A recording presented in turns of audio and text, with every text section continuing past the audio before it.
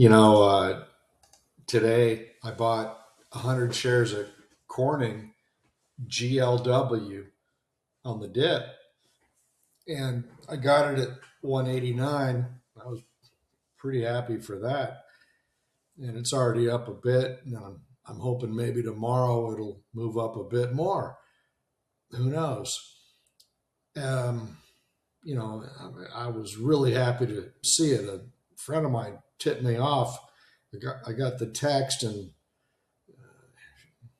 she got hers, and then I got mine.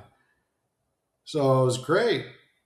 And after I made the purchase and set a stop loss, I was doing some research on it because I've never really heavily researched Corning. I have an idea what it is. I know what it is and I know what they do, but I wanted to dig deep into the company itself. And so I researched, I looked at recent news clips on it, analyst reports, insider activity, and I read some of the investor commentary, and I noticed something psychologically interesting. My name's Jack Carter. I write about self-observation, psychology, investing, and the emotional side of human behavior. And one of the most fascinating things about markets is this. And I know if I've noticed it, I know you have too. But people usually become emotionally comfortable with stocks after they've gone up, right? Not before, after. You know, let's look at Corning as an example. Corning suddenly has a lot of things going for it. AI excitement, uh, headlines about NVIDIA partnership, analyst upgrades galore, institutional attention, glowingly positive, bullish articles, which is, I mean, that's gold. Good press is good, right? It's on. Corning makes all of the top ideas lists. Which stock should I buy? Corning's right there. There's retail inflow. So the stock has already had a big move, and none of this none of this means that any company that receives this kind of attention is inherently bad, because actually Corning is a very real business. It's glass, optical connectivity, infrastructure, industrial applications, AI related demand. So there's definite substance beneath the excitement. And that's exactly what makes it psychologically interesting to me. Because when a stock starts rising quickly, notice something changes in us emotionally. We stop asking what could go wrong, and we start asking, how high can this go? How high can this thing go? Like Micron, MU. How high can this go? It's $800 now. I mean, I didn't check it today, but it was touching, it was 790, 795 yesterday. And I remember when people were trading Micron when it was $60 a share. I remember that. It was last year. So, it's amazing. I mean, we're living in amazing times. People will look back at this time when, AI is developing and it's being built, people are going to look back and just,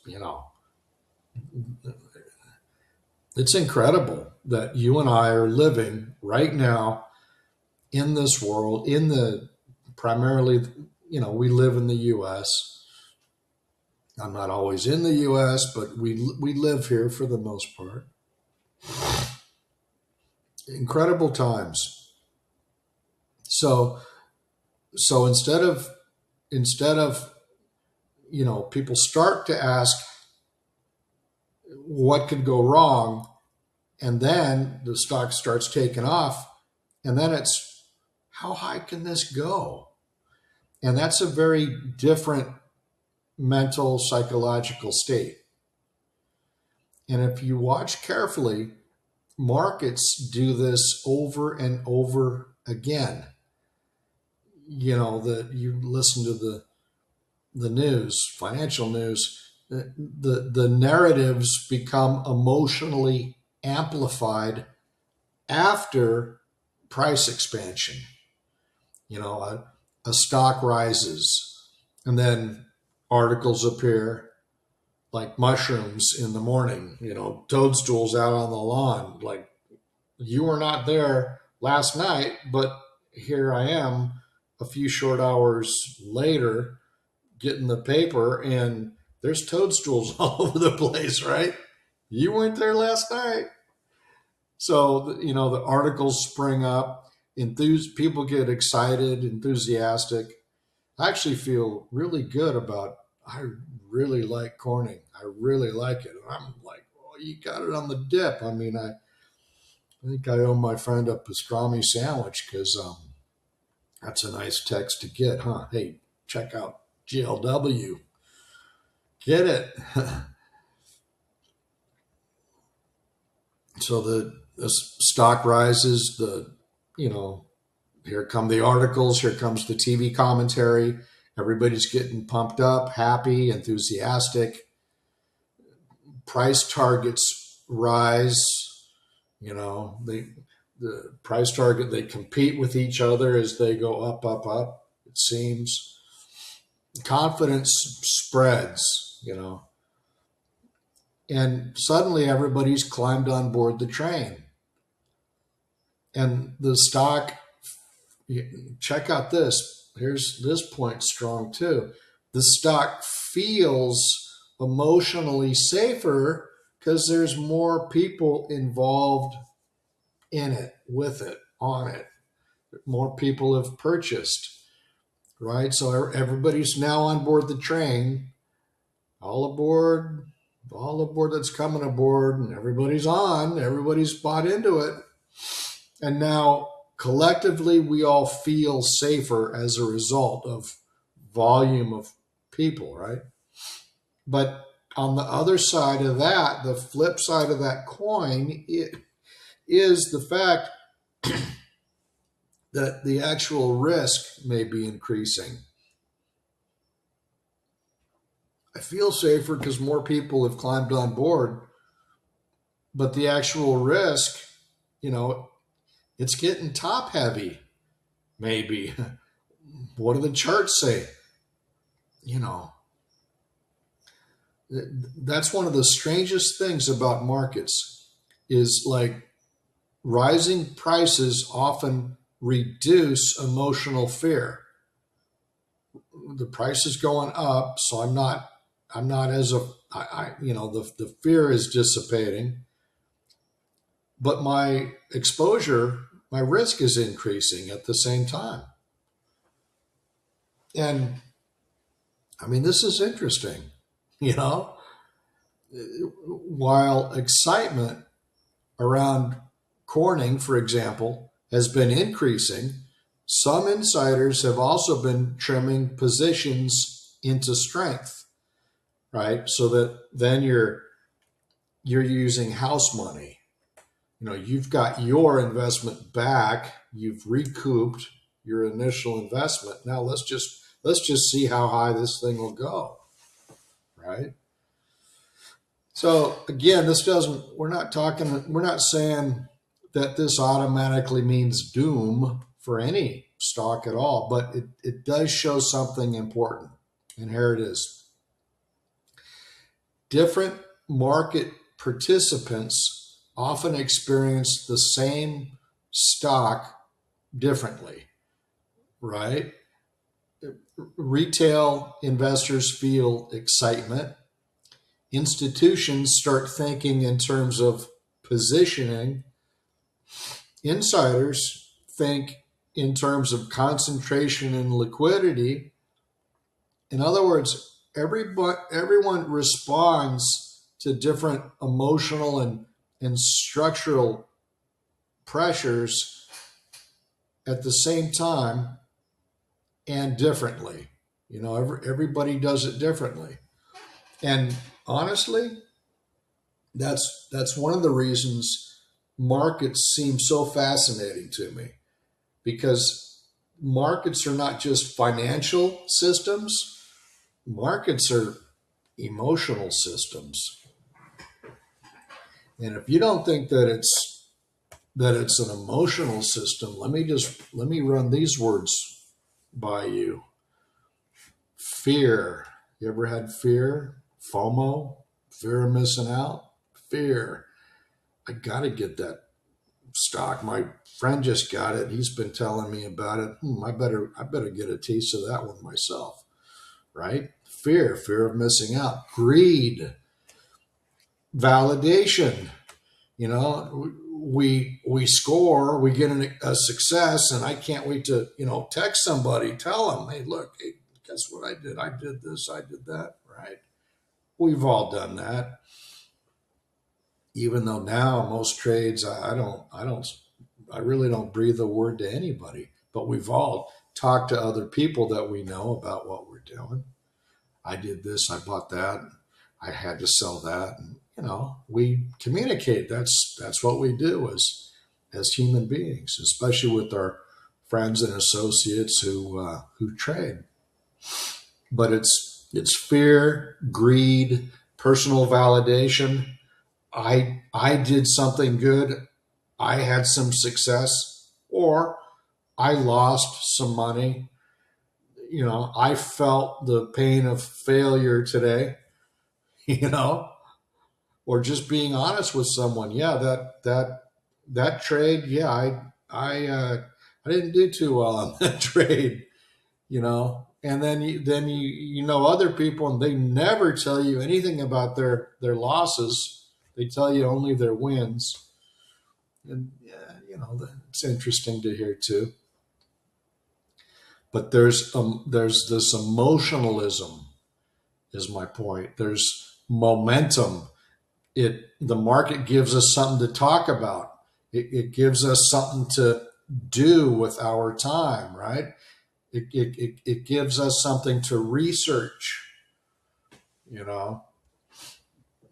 There's social proof and social validation. There's regret. There's hope. So see, markets aren't just financial systems. Markets are emotional systems also.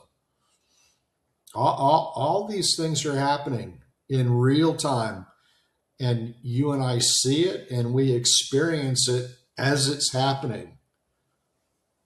It's a real thing. It really is.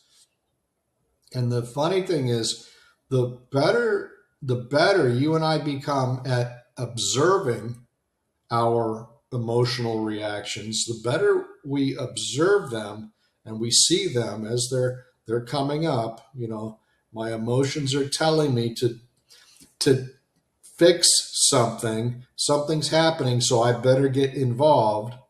I better do something. Instead of 90% of the time, instead of typing something, I should be sitting on these hands and just let it play out the way it's going to play out. We've all over traded before, right? So the funny thing is the better we become at observing our emotional reactions, the calmer, the more calm our investing decisions often become. because you don't become emotionless, but you stop automatically obeying every emotional impulse that comes my way. I stop acting on it. I see it, but I don't act on it. I want to think it through also. I don't want to just respond, react all the time. That's, I can't speak for you, but to me, that's where I make all my mistakes. I sell too early instead of just being patient, or I buy too soon and it's still dropping. And I should have waited for the bottom. Why couldn't I just wait 5 minutes for the bottom? See, that's how we lose money. So sometimes with investing, the absolute best thing that I can do is do nothing at all, right? In other words, less is more.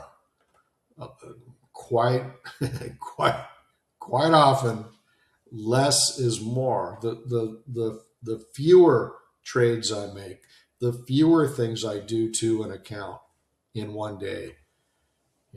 Sometimes the hands-off approach is the way to hit it. I mean, that's what I'm learning, and it's fascinating. It's fascinating. There's always something to learn. Always. I mean, for me, the learning curve is just straight up. It's just like, every day, completely different. It's like they say about snowflakes. No two snowflakes are the exact same.